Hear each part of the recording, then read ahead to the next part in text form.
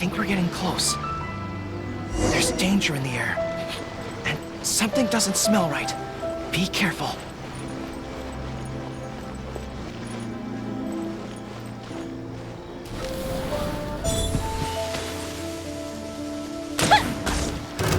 Another test subject. You're open! Illusion shattered! Hold the line! Time for a light show! Mystic retreat!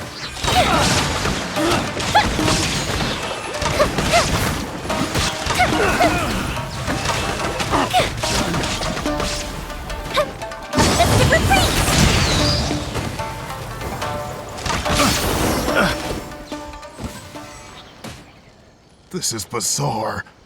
How would anyone think to look here? Boss, didn't you say that the most dangerous place is the safest place to hide? Yeah, and I still maintain that I'm right in principle. Think how many days we've been here. No one else has come looking for us, have they? I can't believe we got caught. Just when the whole thing had nearly blown over. Hey, kid! Who the heck are you guys anyway? We shouldn't waste any more time on these people. Life is tough in the Resistance, but none of our troops would ever think about laying a hand on the innocent civilians under their rule. You have things so much better here, and this is how you choose to live your life? It's pure selfishness. We should turn them over to the Adventurers Guild right away. Once their identities are confirmed, they'll get the punishment they deserve. Please, show a little mercy. We'll give you half of everything we've saved up over the years. If you're willing to turn a blind eye on this, anything's up for negotiation. That's enough! Tie them up and take them away. Oh, come to think of it, this is not a military camp, so there's no need for me to be so heavy-handed. But thieves still have to be punished. Let's escort them back.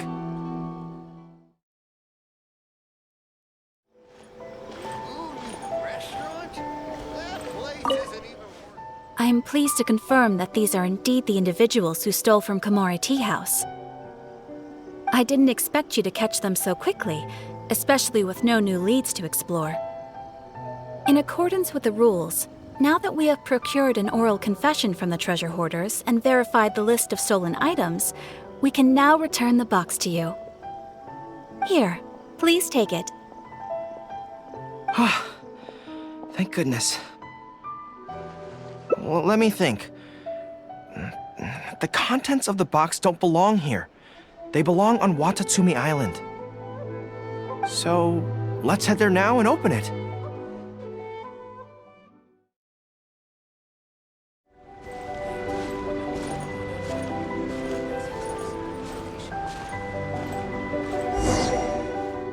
One, two, three. Yes, it looks like they're all here. Some personal items that once belonged to the troops under my command. Water bottles, towels, knee guards. Just everyday items, but each one bears the handwritten name of its former owner. These were the only things those soldiers had for their families to remember them by. We all knew going into that battle that the odds of survival were slim. Many of the soldiers came to me and said they wanted to leave something behind as a keepsake for their loved ones. You see, their swords and polearms broke in battle. Their damaged armor wouldn't have been easy to carry, and many of them couldn't write very well, so they couldn't even leave a letter.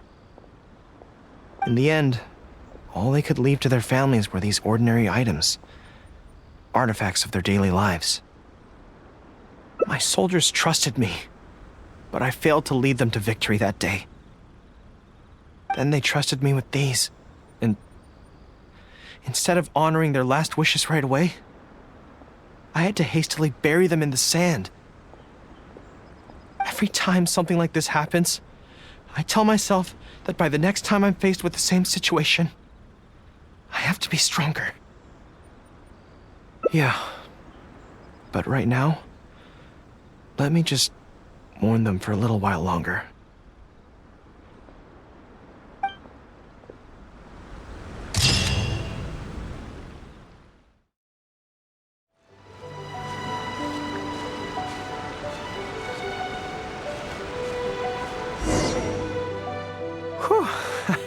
I feel more at ease on Watatsumi Island. I had an idea on the way here. Many of my army comrades are older than me, and I'm sure that handling this kind of situation must be second nature to them by now. So I thought we could go ask them for advice. But I can't just go to them and say, hey, I'm no good at this. So instead, I'm going to go with a cover story, that I'm asking for a friend.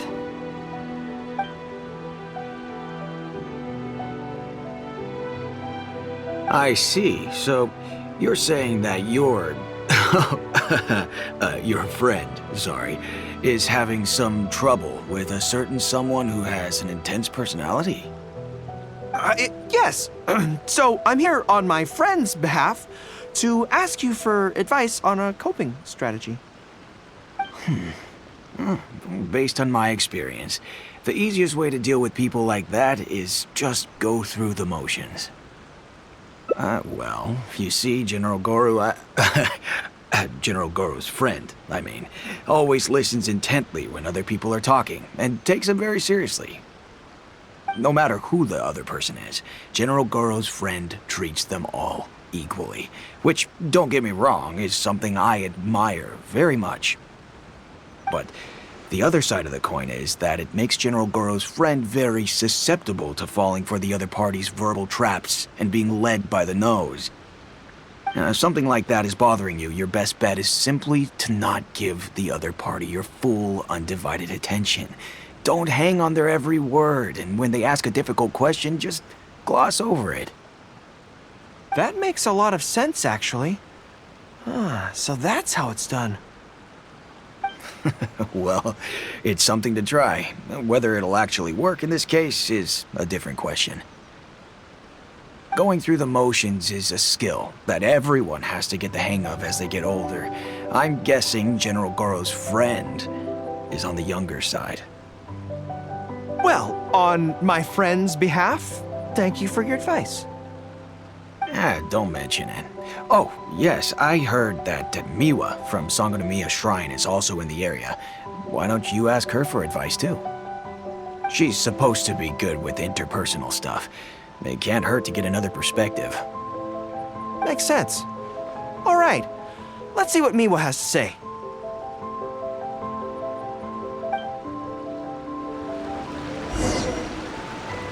Most people who wish to have an audience with Her Excellency usually start by presenting their name cards and official documents to Miwa, who then passes them along. So I'm sure Miwa has lots of experience dealing with all kinds of people. Hopefully, she'll have some good ideas.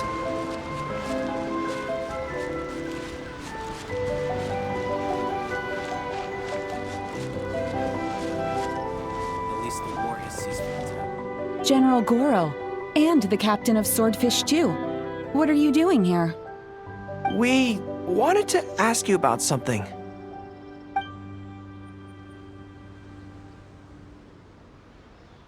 I see. So General Goro's friend wants to overcome his weakness, right?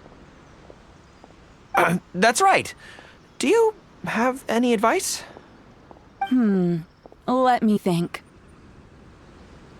My advice would be to hide what you are really thinking. Cast your minds back.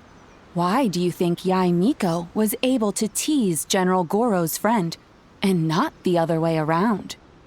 It's because she always has that same smile on her face, so no one ever knows what she's really thinking. She's already won the battle right from the start. If General Goro's friend wants to go head-on with her, he must at least learn to do as she does, to conceal the workings of his mind. You make so much sense. So what you're saying is, my friend just needs to keep his cool, and she won't have the chance to take advantage of him. Exactly. Many things look complicated on the surface, but often, all it comes down to is who loses their cool first. Wonderful. You have my gratitude. I'm sure with your approach, that friend of mine will be able to overcome his weakness. Then I wish General Goro's friend a great victory. Well, I'm slowly starting to gain confidence. Oh, I suddenly remembered. Her Excellency updated her general operational directives recently. Who knows? There may be some useful suggestions in there too. Let's go take a look, just to be thorough.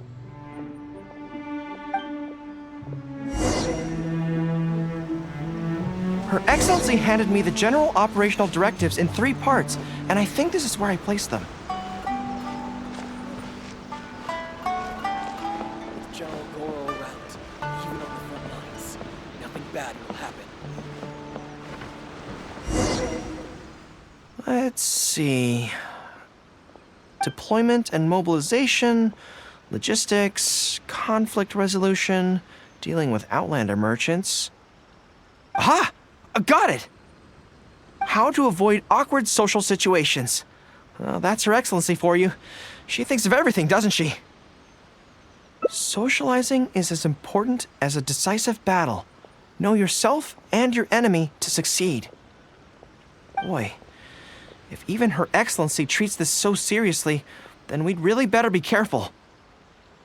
What I take from this is it's not enough just to learn some general countermeasures. We need specific knowledge of Yae Miko's individual weaknesses to achieve ultimate victory. But how do we figure her out? Yae Publishing House. Makes sense. Since she goes there often, perhaps we can find some telling details about her there. Let's go and investigate.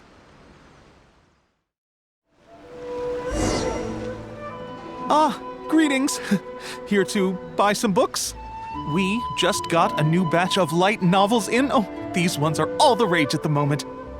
I must say that Lady Guji has a keen eye for a good book. Almost everyone she picks is a bestseller. Apparently, the rumor goes that if you can impress Lady Guji with your writing, you're just one small step away from becoming the next big author. Yes. Well, first we screen all manuscripts, filter out the bad ones, and write synopses for the rest. Then we send those to Lady Guji for final approval. So, you have close dealings with Guji Yae. What sort of person is she? Well, for starters, she's a very busy person. Whenever she visits the Yae Publishing House, she never stays for long. So actually, we don't know a whole lot about her. Still, she seems very invested in Yae Publishing House. And on occasion, she'll share some of her promotional strategies with us. Take That's Life magazine, for example. When we first started running it, sales were very poor. The return was barely covering costs, and for a while, it was on the verge of being axed. But the fans weren't happy about the prospect of their favorite magazine being discontinued. They kept writing in, begging us to keep it going. So in the end, Lady Guji stepped in and drew up a new marketing plan. Next thing you know, sales are through the roof. That's life. Wait, isn't that... Nothing. It just reminded me of something unrelated. I didn't realize Yae Miko personally handled the marketing for Yae Publishing House. Yet more proof of her unparalleled skill in reading people's minds. Anyway, thank you very much. Is there anything more you can tell me about Guji Yae? No, that's all. Look, I'm not sure what your plan is here, but I caution you against trying to second-guess Lady Guji. Just my opinion, but she's the most mysterious person I've ever met. You think she's mysterious too? I guess we can forget about getting any insights this way then. Actually, you said that this batch of light novels was hand-picked by her, right? Maybe we could take a brief look. Perhaps we can get some inspiration from them. Sure. If you're interested, I recommend this book. I've been to other worlds, but I've never tasted defeat. The protagonist doesn't have any particularly exciting abilities, but never fails to defeat strong opponents. It's all thanks to their wealth of experience and cunning strategies. Cunning strategies. In that sense, It sounds similar to Her Excellency Sangonomiya. Oh, there's an iconic line in this book that people quite like. One who relinquishes nothing also gains nothing. If you want to win when you're at a disadvantage, a little sacrifice is probably going to be necessary. Thank you for the valuable advice. Well, one more string to our strategic bow. Although I didn't learn much about my enemy, I've still learned a lot from everyone. It's time to put these theories to the test.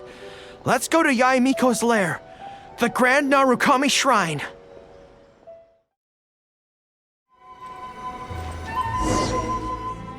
So this is the Grand Narukami Shrine.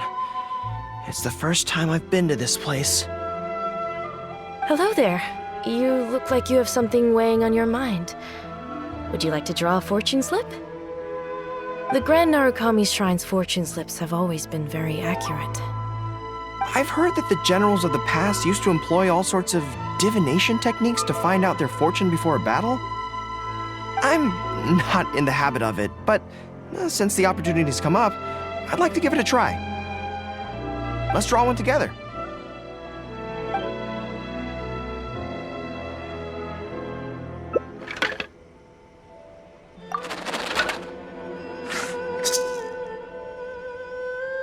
Let's see what we've drawn. Good fortune. Not bad. At least it's something good. It means that our training must have been effective. Things will go differently this time.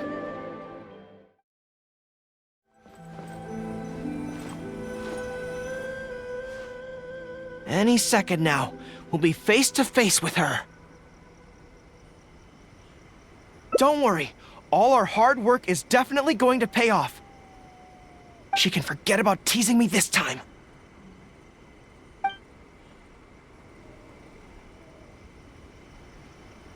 Oh? You arrived a little later than expected. Did you run into some trouble along the way? But of course. That's why I'm here waiting for you. So what if you knew we were coming? This time, we won't get caught off guard. We're here to... Slow down. No need to rush. Let me guess. In the past, I used to have many believers coming to see me at the shrine every day, and most of them came for the same reason. Especially those who came in pairs. 9 times out of 10, they were here seeking to know their future fate, hoping that it would be a lifetime together. If you're interested, I'd be quite happy to do a reading for you two. Together for a lifetime? Remember what Shuhei said? We mustn't pay too much attention to what she says. Otherwise, we may be fooled by her cunning words. Now that I think about it, perhaps I never needed to recommend that store to you in the first place. You can just leave all your fur grooming to your little friend here. Imagine him holding your tail in one hand, combing it gently with the other. Uh-oh, not good. My mind is already full of mental images. I'll have to resort to the method Miwa taught us. By the way, there's really no point in trying to hide the way you feel. You might be able to remain stony-faced if you really try, but with your tail swishing behind you, it tells everything. What? Then again, you know what? Most people only pay attention to your tail, but those soft, pointy ears are really just as fascinating. There's only one method left. A cunning strategy that no one saw coming. This is going to hurt me almost as much as it hurts my opponent. But there's no other way. I think the real reason you know me so well is that you're just like me. Just like me, you hug your tail when you go to sleep. And just like me, you daydream about someone else grooming your tail for you. I see. You decided to admit your feelings in an effort to bring me down with you. Not bad. I suppose this is a step forward for you. But I'm afraid I don't have a tail at all. No! Retreat! Retreat! Fighting on is futile. Better to conserve resources for the next confrontation. We're out of here! When I get back, I'm going to train harder than I've ever trained before. I won't lose to her again! Bye-bye now. Come again soon.